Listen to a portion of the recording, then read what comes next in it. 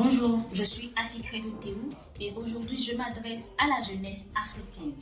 Jeunesse africaine, frères, sœurs, nous devons redoubler d'efforts pour laver le nom de notre continent et redorer son image.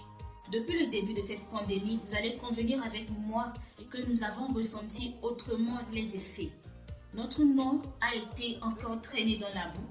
Nous sommes vus traités de laboratoire et ensuite les Chinois qui maltraitent nos frères et sœurs en Chine.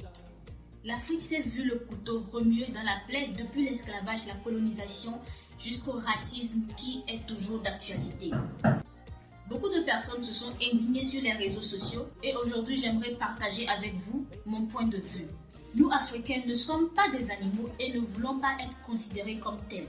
Mais dites-moi, quand entre nous-mêmes nous avons du mal à nous respecter, à nous traiter comme des êtres humains, comment voulez-vous que les autres nous respectent? Je pense simplement au cas du Togo où nous sommes dans l'indignation face aux crimes commis contre nos frères et sœurs pour une histoire de couvre-feu. Comment voulons-nous nous faire respecter quand aux yeux du monde nous affichons de tels comportements? Pour exiger le respect, nous devons d'abord apprendre à nous respecter entre nous. Je bondis sur la situation de nos frères et sœurs en Chine. Je suis vraiment désolée pour ce qui vous arrive et je compatis à votre douleur. Mais nous devons comprendre que nous, Africains, avons pris l'habitude de délaisser notre continent. Quel que soit ce que nous donnons aujourd'hui comme excuse, à savoir des salaires qui ne font pas le poids face aux salaires payés sur les autres continents, ou les conditions de vie difficiles, ou encore notre gouvernement en lequel on n'a pas confiance. Face à tous ces problèmes que je viens de relever, je n'ai aucune solution miracle. Mais je vais vous donner juste un exemple. Prenons le cas de la Chine. La Chine ne s'est pas construite en une journée.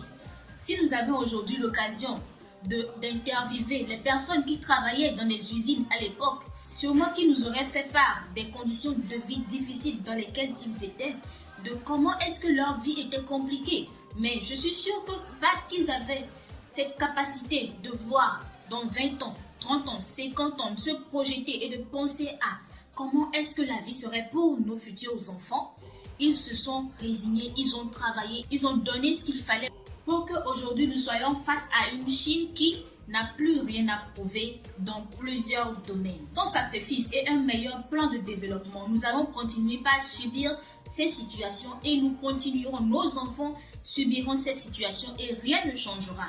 Nous devons aujourd'hui prendre sur nous et décider de converger nos efforts vers notre continent afin de le rendre meilleur, de rendre la vie vivable sur notre continent. Pour ceux qui cherchent toujours la solution ailleurs qu'en eux ou entre nous, je vous demanderai de changer de stratégie. Nous devons reconnaître que nous sommes en retard et quand on est en retard et qu'on veut arriver, on redouble d'efforts. Nous devons redoubler d'efforts. Oui, voyageons, oui, découvrons d'autres continents.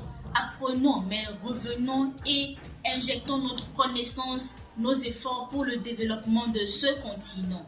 Nous devons apprendre à investir dans les domaines qui nous permettront d'être autosuffisants et de pouvoir faire le poids devant les autres continents. J'aimerais parler de l'agrobusiness, de la production, la transformation, la technologie, ces domaines qui pourront nous permettre d'être autosuffisants et indépendants sur certains points. Réapproprions-nous notre culture au lieu d'être une pâle copie des autres. Et en ce qui concerne la question politique, j'aimerais juste vous poser une question. Avoir un père absent est-il une raison suffisante pour ne pas réussir? Prenons nos responsabilités en main et arrêtons de nous plaindre. L'esclavage, il est passé, la colonisation passée, même si nous sommes toujours dedans d'une certaine manière. Mais aujourd'hui, nous avons une jeunesse qui est intelligente, qui est brillante, qui se bat. Pourquoi est-ce que nous ne nous battons pas, nous ne convergeons pas cette énergie vers notre continent au lieu de la diffuser dans le continent des personnes qui ne nous respectent pas ou des personnes qui ne nous considèrent pas à notre juste valeur? Il est encore temps de nous surprendre et de surprendre le monde au passage. Arrêtons de regarder en arrière et adoptons de nouvelles visions, de nouvelles stratégies.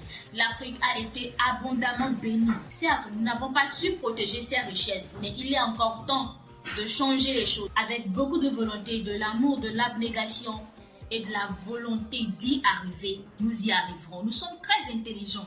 Je suis sûre que si 1, 2, 3, 4, 5 personnes se mettent ensemble aujourd'hui et réfléchissent, on commencera par trouver des solutions à nos problèmes. N'oubliez pas, nous sommes toujours en période de pandémie. Adoptez les gestes barrières, protégez-vous et surtout ne sortez de chez vous qu'en cas de stricte nécessité. Arrêtons de parler et passons à l'acte. Merci.